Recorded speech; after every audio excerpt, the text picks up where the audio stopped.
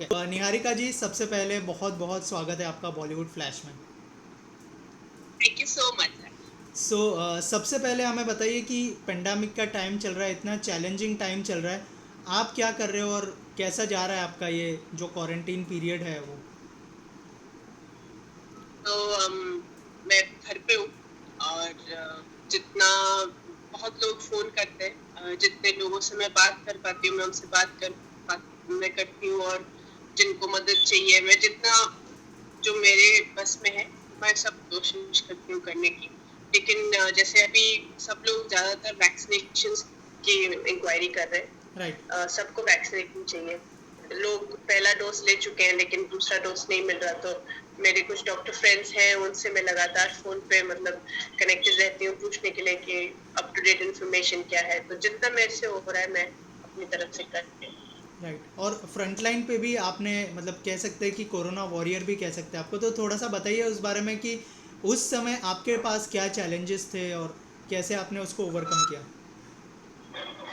I think मैंने बहुत सारे लोगों को ट्रीट किया है, उनका टेस्टिंग किया है, और आई थिंक वो समय मेरे लिए सबसे ज्यादा मुश्किल था क्योंकि मैंने कभी ऐसा नहीं एक वक्त देखा है मेरे मेडिकल करियर में, क्योंकि मैंने साइंस और मेडिसिन पढ़ी हुई है, तो मैंने कभी ऐसा नहीं देखा है कि लोगों को इलाज करते वक्त पेशेंट की शक्ल ही ना ठीक से दिखाई दे, राइट। या फिर आपको पता ही नहीं है कि आप किससे बात कर रहे हो, और आप इतनी जल्दी लोगों का इलाज कर रहे हो, इतनी जल्दी उनको ठीक करने की कोशिश कर रहे हो कि, और इतने सारे लोग आपके पास आते हैं तो आपको पता नहीं चलता कि मतलब कितने लोग आए और कितने गए। ऐसे ऐसे मेरे जिंदगी में कभी नहीं हुआ है, राइट। और it was very difficult. I think that that period was very hard. मुझे याद है कि हम लोग 8-8 घंटे बिना वॉशरूम गए, बिना पानी पिए, जब पानी नहीं पीता ना इंसान, तो जो शरीर में प्रॉब्लम्स और तकलीफें आती है वो बहुत बड़ी होती है। तो एक एक 5-10 मिनट का ब्रेक लेने के लिए आपको 10 बारी पूछना पड़ता था कि आप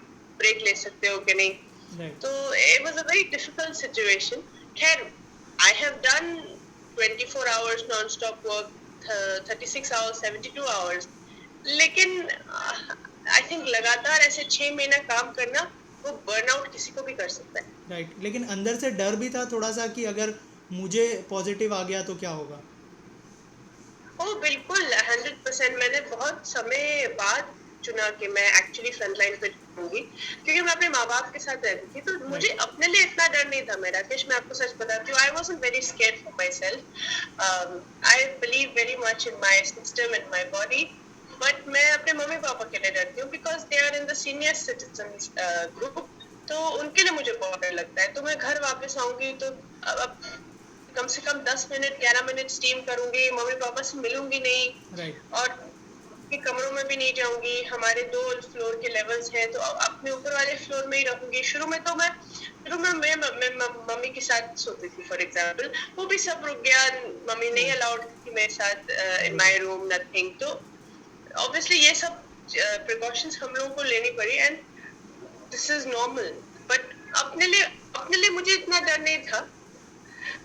शायद डर था उस समय, कोविड की जानकारी नहीं थी उतनी। मार्च 2020 की बात है। राइट। उस समय इतनी जानकारी नहीं थी, हमें इतना नहीं पता था कि कोविड 19 एक्चुअली है क्या, इसके क्या सिम्टम्स होंगे।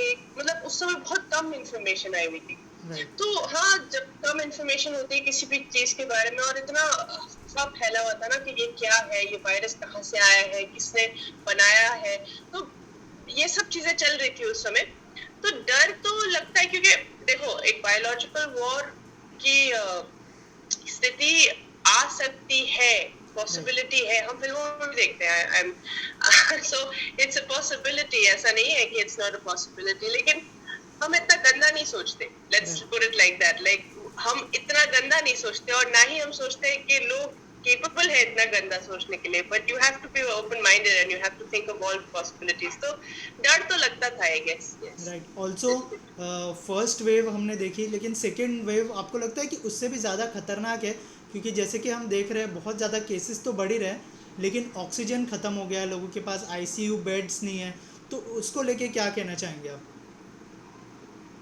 तो बेसिक फैसिलिटीज और इंफ्रास्ट्रक्चर नहीं है, और ये बात को लेके मैं बहुत दुखी हूँ। राइट मैंने किसी और को भी बोला था कि हमारे जनता के हिसाब से we only have 2.3 beds for 100,000 people. That's not enough. Right That's very little.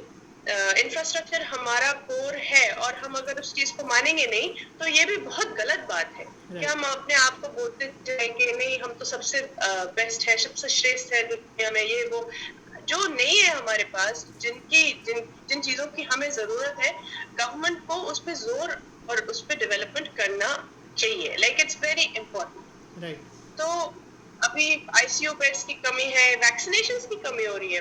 That is my biggest shock. Like हम लोग in the serum institute of India is the largest manufacturing unit in the world. Right तो हम लोगों को ये कमी नहीं होनी चाहिए और फिर भी है। इसका मतलब कहीं ना कहीं तो मिसमैनेजमेंट हुआ ही है। राइट और अभी you can't blame one person, बस मैं यही कहना चाहूंगी, you can't blame one person. This is a collaborative effort, this is a collective effort. सबको जो जो उस पावर पोजीशन में है, जो लोग रॉ मटेरियल्स, स्टॉक, ये सब जो टैली करते हैं, it right is there responsibility कि वो उसको ठीक से करें। And there is mismanagement. और इस सेकंड वेव में मैं इतना ही कहूंगी कि बहुत यंग लोग मर रहे हैं एंड ये चीज बहुत शॉकिंग है। मतलब बहुत ज्यादा शॉकिंग है। मेरे खुद के जो आसपास के कुछ फ्रेंड्स हैं, मतलब 28, 29, 30, 21, 31, 32 ऐसे उम्र के लोग जा रहे हैं और इट्स इट्स वेरी सैड। मतलब I really my heart goes out to all of them. It's not a good time Rakesh at all. Right right right और जिस तरह से मतलब लोग बाहर भी घूम रहे हैं अभी तो फिलहाल तो लॉकडाउन है लेकिन लोग फिर भी कुछ लोग बाहर जा रहे हैं और मतलब सारी एसेंशियल सर्विसेज के लिए ही शुरू है लेकिन तभी भी लोग बाहर घूम रहे हैं तो आप कोई मैसेज देना चाहेंगे उनको जो आपको देख रहे हैं? देखो, जितना भी आप बाहर चलना भी चाहते हो, जिम भी करना चाहते हो, वॉकिंग आपकी बहुत जरूरी है, आपको लोगों से मिलना है, तो कोशिश करो कि अभी इस वक्त जो है ना, कुछ 4-6 हफ्ते की ही बात है। वो 4-6 हफ्ते बहुत सारे लोग और जाने बचा सकता है। राइट तो मेरे हिसाब से वो 4-6 हफ्ते और जिंदगी भर अगर आप उसका तुलना करेंगे तो there's nothing in 4-6 weeks to stay at home. Right coming back to films अब जो है सारी फिल्में ओटीटी पर रिलीज़ हो रही है जैसे राधे भी अभी 13 मई को रिलीज़ होने वाली है वो भी कहीं ना कहीं ओटीटी पर ही रिलीज़ हो रही है। सूर्यवंशी में आपने काम किया है थोड़ा सा बताइए कि क्या सिचुएशन है अब क्योंकि 3 बार पोस्टपोन्ड हो चुकी है सूर्यवंशी अब क्या स्टेटस है सूर्यवंशी का क्योंकि बहुत सारे फैंस एक्साइटेड है फिल्म देखने के लिए। आई नो, मैं खुद बहुत एक्साइटेड हूँ कि वो फिल्म बिग थिएटर पे आए। पर्सनली मैं नहीं चाहती कि वो ओटीटी पे रिलीज हो, लेकिन जिस तरीके से हालात हैं, मेकर्स को कभी ना कभी तो एक डिसीजन लेना पड़ेगा। अभी तक वो लोग रुके हुए हैं अभी, लेकिन कितने तक वो रोक सकते हैं उस फिल्म को, क्योंकि वो चाहते यही है कि थिएटर में ही लगे और हम सब यही चाहते हैं। और ये पिक्चर बनी ही थिएटर के लिए है। जिस तरीके से स्टंट्स किए गए हैं, जिस तरीके से वो अजय देवगन, अक्षय कुमार, रणवीर सिंह का जो कॉम्बिनेशन है, राइट वो हमने कभी नहीं देखा है पहले। और जिस तरीके से सूर्यवंशी में वो आपको दिखाया जाएगा ना, वो और कहीं अच्छा नहीं लगेगा, केवल स्क्रीन पे ही अच्छा लगेगा। तो इसके लिए हम लोग, मतलब मैं प्रार्थना करती हूँ, मुझे स्लीपलेस नाइट्स हो रहे हैं राकेश इस चीज को लेके कि वो बस ओटीटी पे ना रिलीज करे। लेकिन आई थिंक जैसे जुलाई तक आई गेस एक कंसेंसस आ जाएगा कि वो लोग रिलीज करेंगे कि नहीं। मैंने तो सोचा था कि अगर 15 अगस्त को आ सकती है, दिवाली को आ सकती है, क्रिसमस में आ सकती है, वहां तक हम लोग अगर वेट कर सकते हैं। राइट लेकिन पूरा श्रेय फिर मेकर्स में है और प्रोड्यूसर्स के हाथ में है कि वो लोग, क्योंकि रोक के रखना भी पैसा गंवाना है। तो राइट वो लोग राइट कितना अपना पैसा लूज कर सकते हैं, it all depends on them. Right right और कैसा एक्सपीरियंस रहा फिल्म करने का जैसे आपने कहा कि रणवीर सिंह अजय देवगन और अक्षय कुमार तीनों की तिकड़ी है साथ ही साथ रोहित शेट्टी का डायरेक्शन है कैसा एक्सपीरियंस रहा इन सबके साथ काम करने का आपका? आई थिंक ये मेरे करियर का बेस्ट फिल्म है अब तक। और मैंने रोहित शेट्टी और उनकी टीम के साथ काम करके बहुत कुछ सीखा। रोहित शेट्टी एक बहुत ही सुलझे हुए और अच्छे इंसान, रियली अच्छे डायरेक्टर है वो। अच्छे डायरेक्टर तो है ही, उससे ज्यादा अच्छे वो इंसान है। इंसान। और सब ध्यान रखें।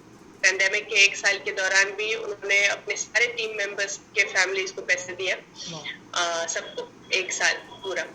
और जब मैंने अभी उनके साथ एक और ऐड किया रणवीर सिंह के साथ, तो उनके सारे स्टाफ ने आके मुझे बोला कि ऐसे आदमी बहुत कम बनते हैं कि जिस तरीके से उन्होंने देखभाल की है और जिस तरीके से उन्होंने ध्यान रखा है, और ये उनको पुण्य जरूर मिलेगा कहीं ना कहीं, because he is really a good man. मैं बहुत कम गुड मेन को जानती हूँ in the film industry, and Rohit Shetty is one of them.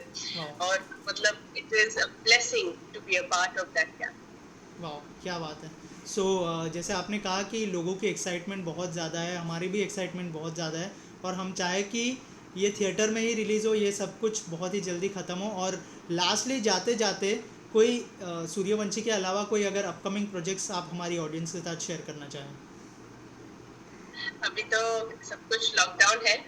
जो शूटिंग गोवा में, हिमाचल प्रदेश, अरुणाचल प्रदेश, ये सब जहाँ पे भी हो रहा था सब बंद हो चुका है, बिकॉज अगर 1 या 2 भी कोविड पॉजिटिव केस निकलता है तो सब यूनिट को रिस्क फैक्टर होता है। राइट। तो अभी तो शूटिंग बिल्कुल बंद है। तो मैंने 3-4 स्क्रिप्ट पढ़ी है और उनमें से मैं डेफिनेटली 2 करूंगी, लेकिन अभी मैं कुछ कह नहीं सकती। लेकिन बॉलीवुड फिल्म में मैं आऊंगी, और अभी सूर्यवंशी जब आ जाएगी और आई होप शूटिंग वापस अपने अच्छे से लेवल पे वापस शुरू हो जाएगा, मैं भी फ्लोर पे जाऊंगी। लेकिन मैं भी इंतजार कर रही हूँ सबकी तरफ। थैंक यू सो मच आपका टाइम देने के लिए, और ध्यान रखिए, ख्याल रखिए, टेक केयर।